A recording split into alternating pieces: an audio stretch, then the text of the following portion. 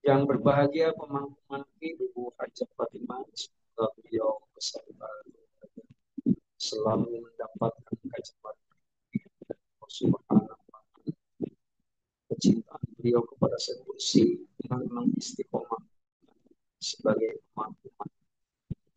Ikhwan akhwat di seluruh penjuru dunia yang sedang mengikuti acara menangkis online internasional pada malam hari ini, yang saya cintai, yang saya banggakan. Ada satu kitab kecil, judulnya Sifatus Sompah. Pada jilid kedua halaman 132 ada satu keterangan yang disampaikan oleh Muhammad bin Al-Qurtubi. Kalimatnya sederhana. Iza aradallahu bi 'abdihi khairan ja'ala fihi salah satu. Apabila Allah Subhanahu wa taala menghendaki seseorang itu menjadi baik, maka orang tersebut itu akan memiliki tiga potensi pada dirinya yang bisa dikembangkan. Dalam artian itu merupakan salah satu parameter bagi yang bersangkutan bahwa itu adalah orang baik. Ketiga hal yang disebutkan oleh Muhammad bin Ka'ab al-Qurtubi itu, yang pertama adalah faqihan bidin. Faqihan bidin artinya orang itu mengerti tentang agama. Faqih itu bukan hanya sekedar tahu. Kalau tahu ilmu pengetahuan teristimewa hal-hal yang terkait dengan masalah agama, semacam fikih dan lain sebagainya, itu baru tahu, belum tentu mengamalkan. Tapi yang namanya fakih itu condong bukan hanya sekedar tahu, tapi mengamalkan. Orang yang tahu belum tentu mengamalkan, tapi orang yang mengamalkan sudah pasti tahu. Ini kelebihan yang akan diberikan oleh Allah Subhanahu wa taala kepada orang yang akan dijadikan oleh Allah Subhanahu wa taala sebagai orang baik. Kalimat sederhana ini, fakihan itu, dalam artian bahwa ternyata memang dalam konteks historiko itu sudah apa ya, sudah merupakan bagian tak terpisahkan dari pola hidup amalia maksud saya. Jadi kita ini semuanya udah masuk ke dalam kategori fakih. Dalam artian bukan hanya sekedar tahu ada amalia pada malam hari, tetapi kita melakukannya, melaksanakan. Semacam di sana sini orang mendengungkan untuk bisa memperoleh mendapatkan kedudukan yang terhormat, bangun malam, laksanakan sholat tahajud. Tapi kan itu teori yang semacam begitu. Selama kalau kita kan nggak pernah di apa, tidak pernah berkuar gitu. Tetapi itu merupakan bagian daripada pola hidup kita, pola hidup bertoriko. Nah ini berarti kita ini sudah masuk ke dalam kategori fakih, fakihan fidin.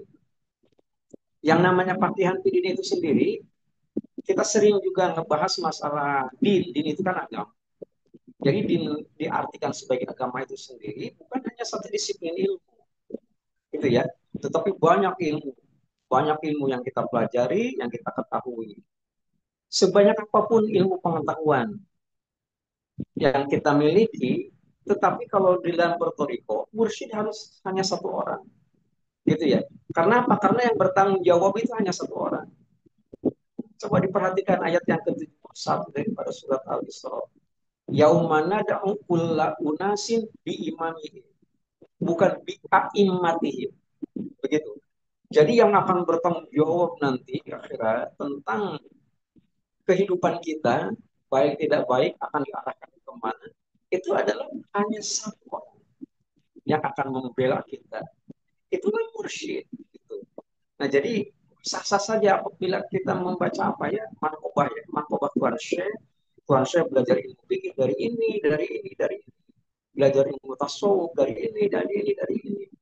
Tetapi di dalam bertoriko itu mursyid tidak boleh lebih daripada satu, sebab yang bertanggung jawab adalah satu. Nah, makanya kan pada manqobah yang Keberapa ke-39 ya.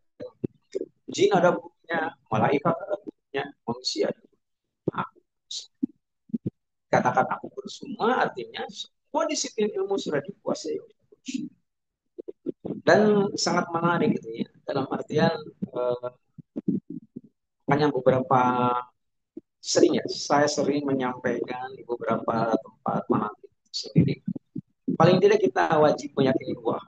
Pertama, wajib meyakini kebenaran Al-Quran.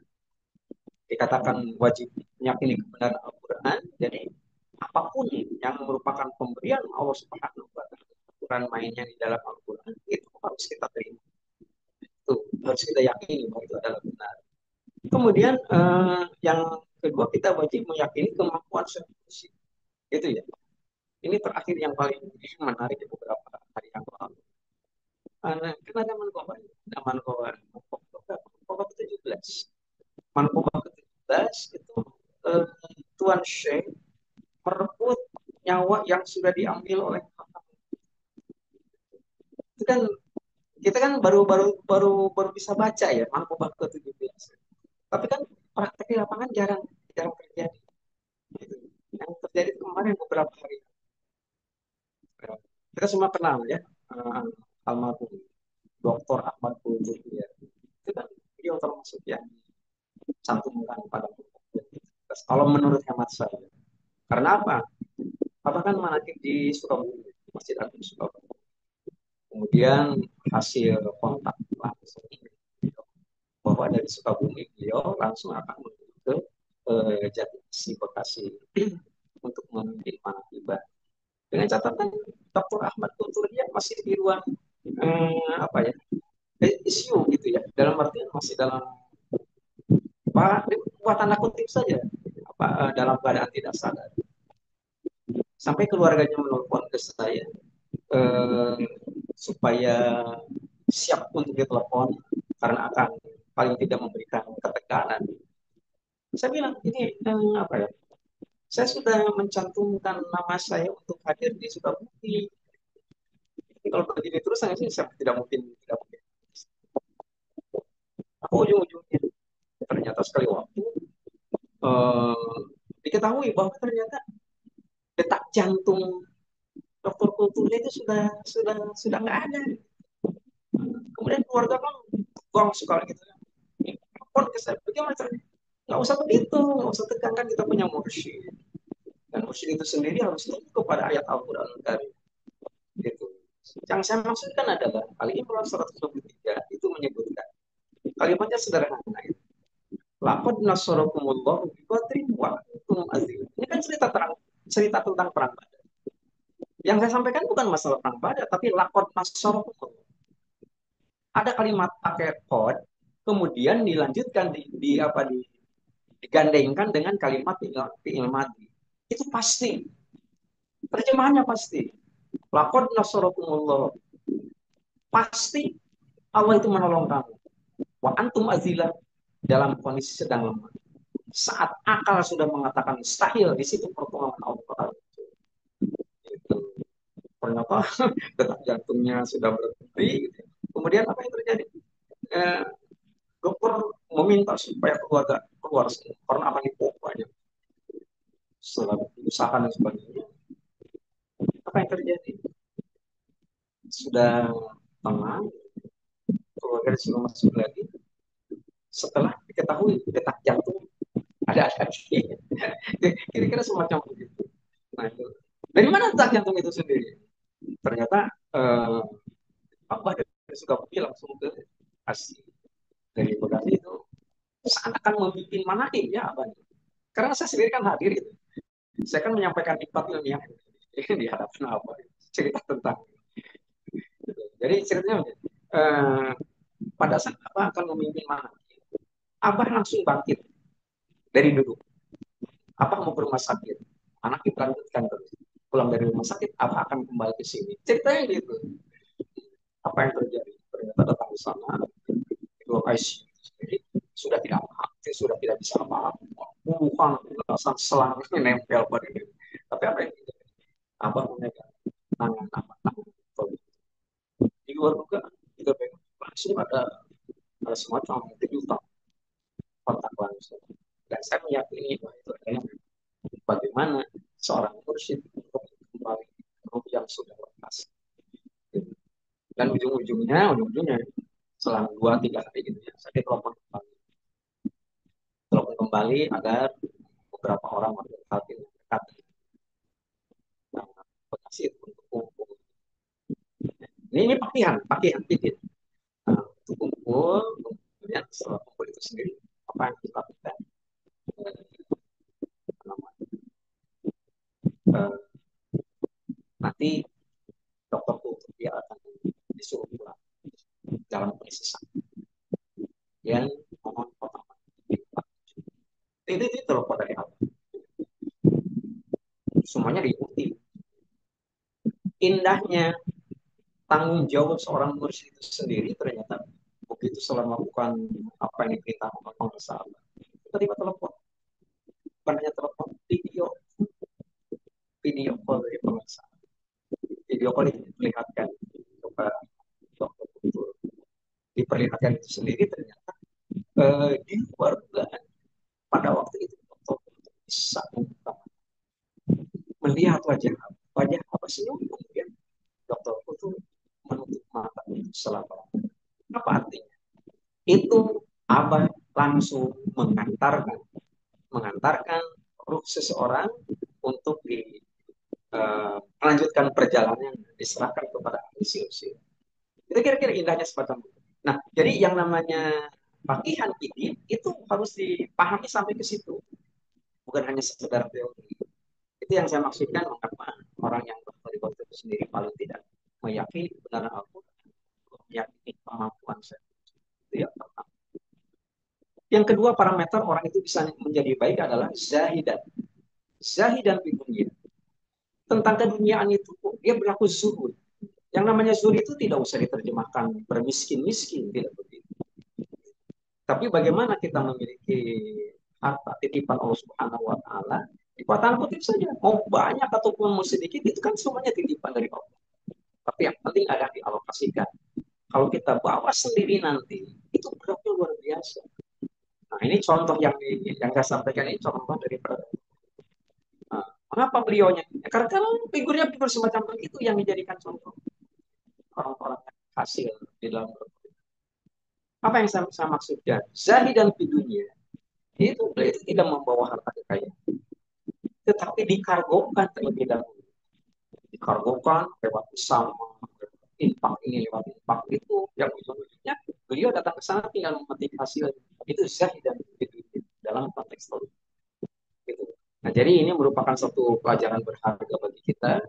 Ternyata memang kehebatan seseorang itu sendiri itu bisa dilihat daripada fakta, gitu ya, bukan hanya sekedar teoritis, bukan hanya sekedar kata orang, tapi orang lain akan melihat begitu fakta yang sebenarnya.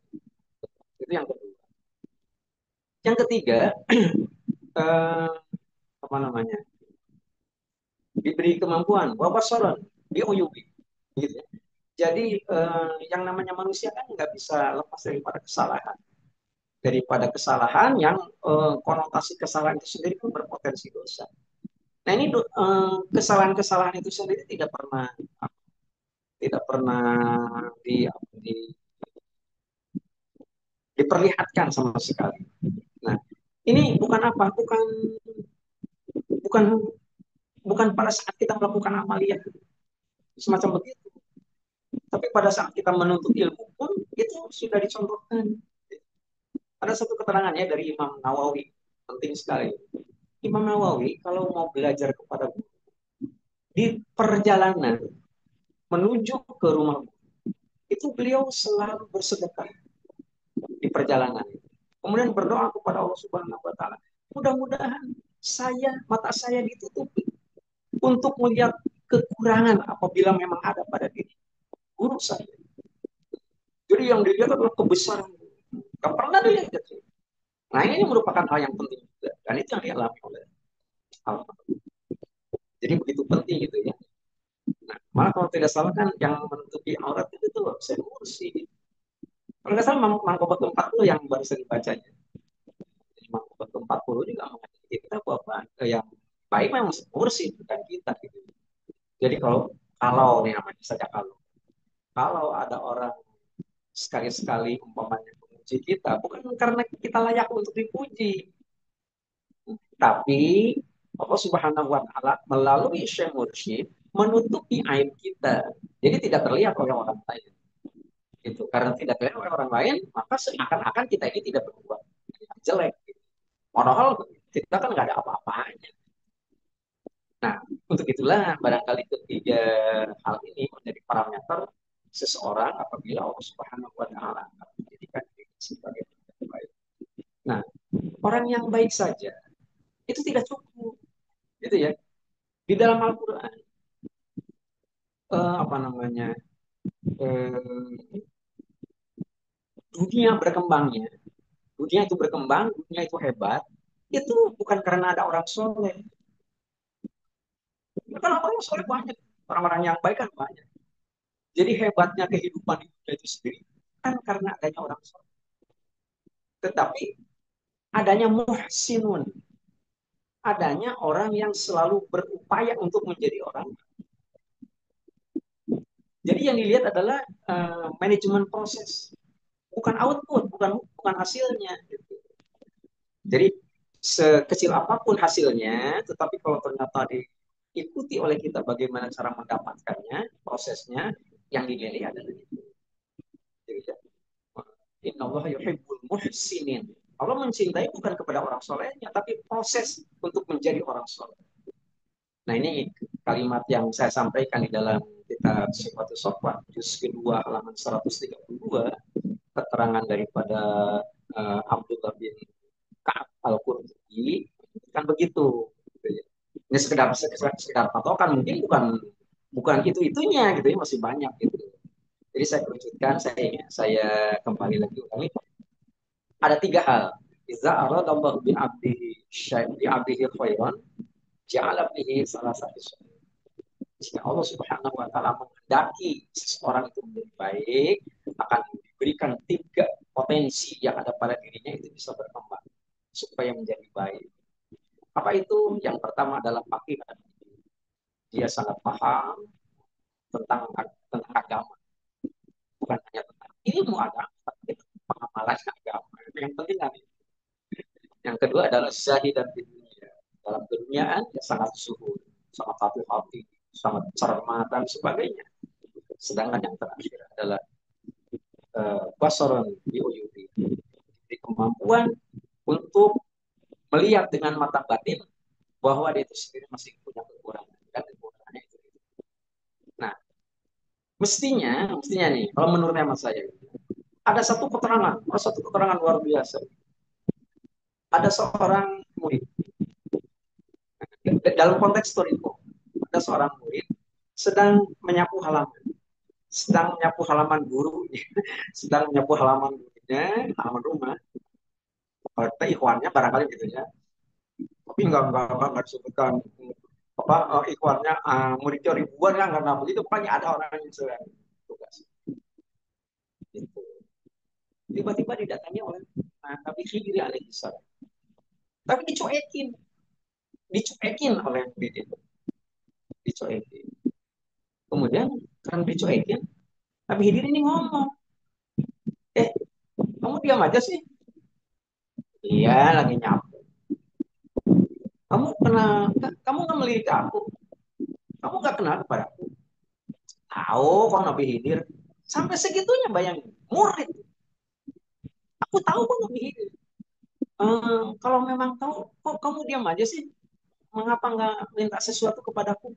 Nah, kira-kira semacam ini. Itu kan apa kalau dilihat dari teks Al-Quran, sampai-sampai Nabi Musa sendiri itu kan menjadi contoh, bukan gagal, contoh murid gagal karena memang selalu bertanya. Gitu. Sekelas Nabi Musa saja itu berguru kepada Nabi. Mengapa kamu tidak mau yang minta kepada kata Nabi ini kepada murid syekh, muridnya mursyid? Apa jawabannya? Cukup bagiku seorang, kalau aku meyakini kemampuan dan keberanian seorang guru untuk menyelesaikan masalah, tidak perlu untuk meminta kepada, tidak perlu meminta kepada. Oh hebatnya seorang murid. Makanya sekali lagi ayat 71 surat Al-Isra itu jadi patokan. Menuntut ilmu silahkan untuk sebanyak-banyaknya kepada banyak guru, tapi kalau bermursyid jangan lebih daripada satu. Yauman kulla unasin bi imami, bukan bi immati. Demikian mudah-mudahan manfaat. Kurang lebihnya mohon maaf. Mengamini doa paten para sahabat. Semoga semuanya Allah berkati dengan orang tanggung yang mulia para sahabat. Seperti Allah jasa sirah. Al-Fatihah. A'udzu billahi minasyaitonir rajim. Bismillahirrahmanirrahim. Alhamdulillahirabbil alamin. Iyyaka na'budu wa iyyaka nasta'in. Ihdinas siratal mustaqim. Shiratal ladzina an'amta 'alaihim ghairil maghdubi 'alaihim. Sekian kurang lebihnya mohon maaf. Assalamualaikum warahmatullahi wabarakatuh.